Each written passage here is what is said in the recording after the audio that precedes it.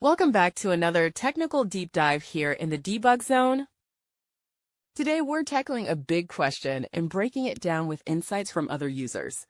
Hopefully this clears up some misconceptions and helps you get the answer you need. So buckle up, stay a little curious, and let's jump right in.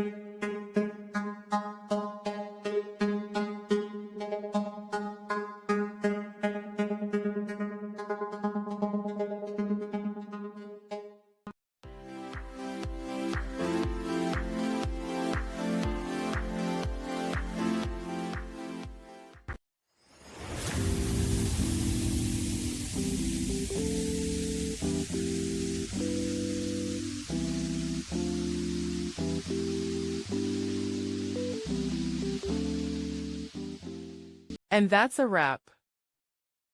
I hope you found the answer you were looking for. If you did, take a second to hit that subscribe button. It really helps out. And let me know in the comments which solution worked best for you. See you next time in the debug zone.